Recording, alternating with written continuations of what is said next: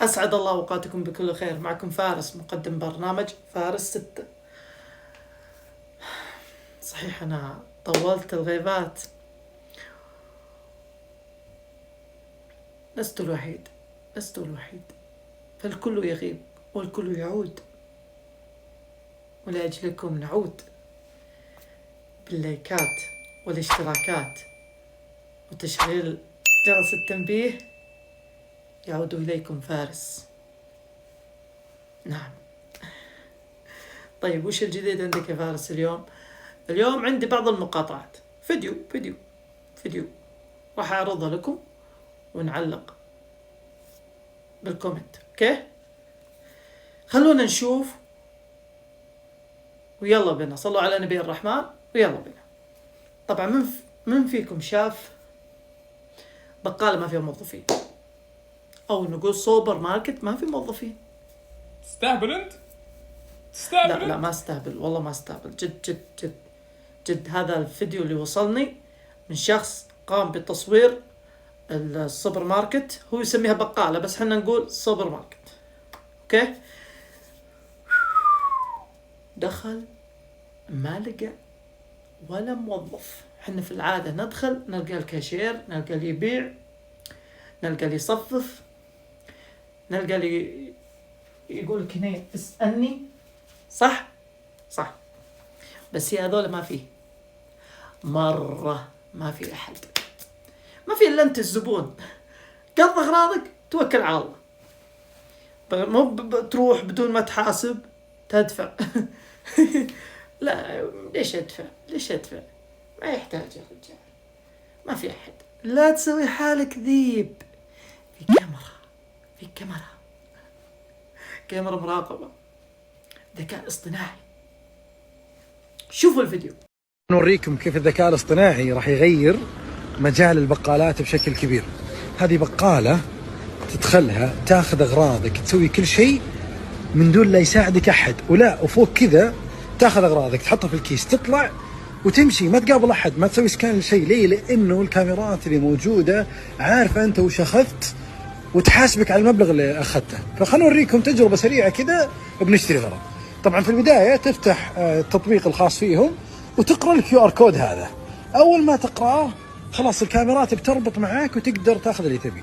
فالآن بنفتح ونقرأ ونوريكم. هذا قرينا الكيو ار كود، افتح عندنا يقول خذ أغراضك. احنا بناخذ كيسة صغيرونة نحط فيها أغراضنا. طبعا هذه الكيسة بفلوس، وبناخذ هذا العصير بس حطه ومشينا. الآن مشينا ونطلع من الباب وخلصنا، ترى بس خلصنا، نمشي ونتوكل على الله. هو بيخصم من بطاقتك اللي موجودة ويسوي كل شيء، تطلع بس وتتوكل على الله. شوفوا الحين نفس الكيو ار كود حقنا، نسوي له سكان. طبعا هو عارف الأغراض اللي معانا. خلصنا. عادي طبيعي، هو كذا أساسا. مع الوقت تتعود بدون وجود موظفين، تشتري أغراضك وتحاسب وتمشي، بس انتهى الوضع. طبعا احنا لاحظنا في الطابور بعضكم ينغث، يبي يسقط، يجي قدام كذا يسوي حاله انه لا ارجع خير. شوف الفيديو، شوف. انا فاضي لمبولة واخرج شوي. هاي لو سمحت هلا دعوة في سرك. توكل على الله. والله خليك تدفع ذيك انا ولد ابوك. يلا فرش طاعتك. هاي فينا وش ذا؟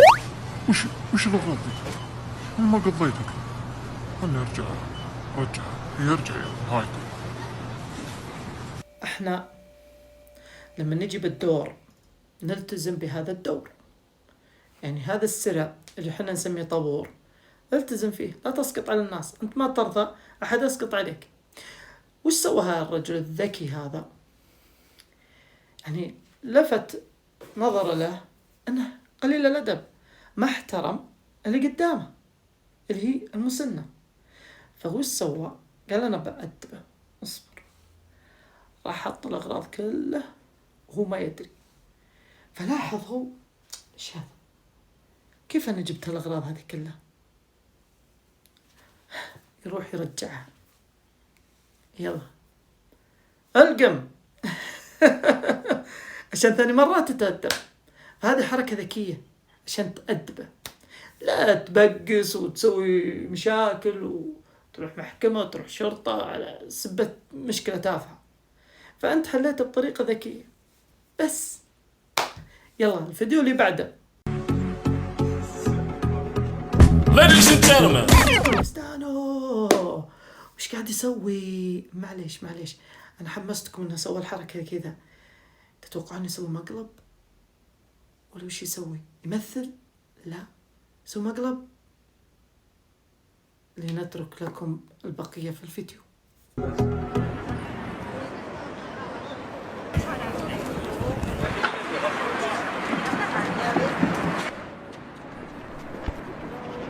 ¿Quieres dar el número de teléfono? Wait.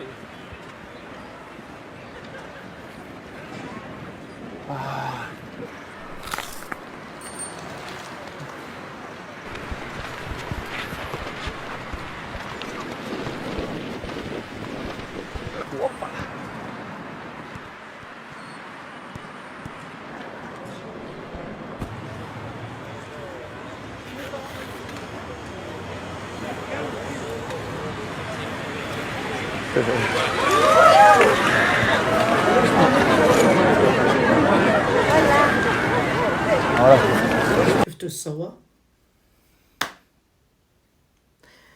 نزل في الشارع الآن ما حد يعرفه، متنكر ويلعب الكورة على لعبة، واستغربوا هذا مو بلعب عادي، هذا لعبة واحد أسطورة صراحة. بعدين كشف عن نفسه والناس من هنا تفاجئوا. انظروا من هنا. يعني انت تخيل تشوف لاعب قدامك، لاعب عالمي يا حبيبي. بس هذا اللي عندنا الحين. خلينا نشوف الفيديو اللي بعده.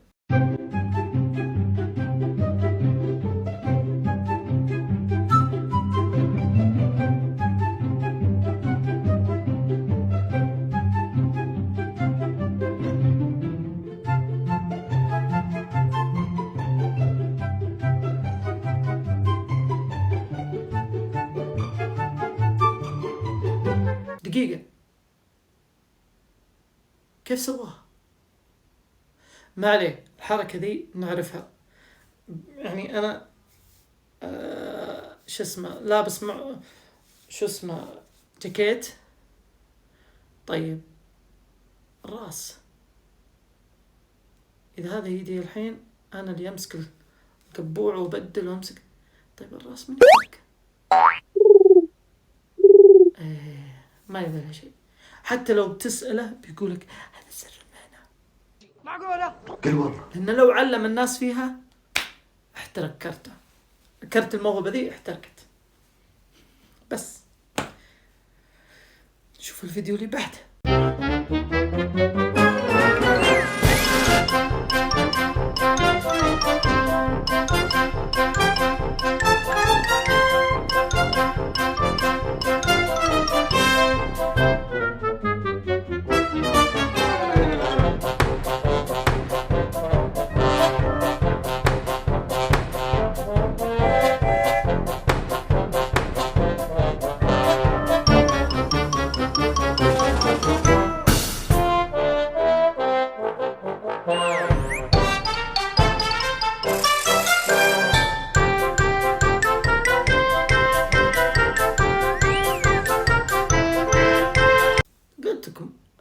شوف أي واحد عنده إبداع راح يبدع، ولكن بطريقة متقنة. كيف اللون كذا واقفة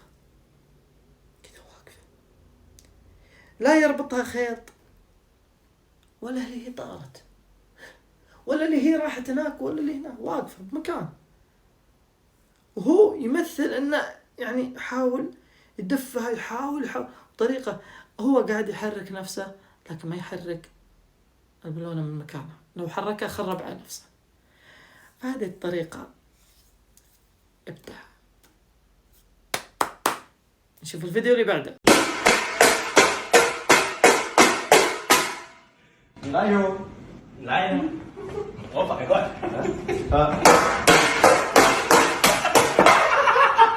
你等会儿没喊开始呢。哦，再开始呢。再来一遍。3、2、1。اوف اوف اوف اوف، انا ما ادري اللي سواها. اول واحد تحدي، ثاني واحد مقصد مقلب، لأن أحس أن تعور رأس الرجال. هل هو مقلب أم تحدي؟ فأنتم اختاروا في الكومنت، اكتبوا. هذا ما لدينا هذا اليوم. كان معكم فارس، نراكم في الحلقة القادمة. لا تنسوا تضغطوا لايك والاشتراك في القناة، شغلوا جرس التنبيه ليصل إليكم كل شيء جديد من عندي. استودعتكم الله وإلى اللقاء.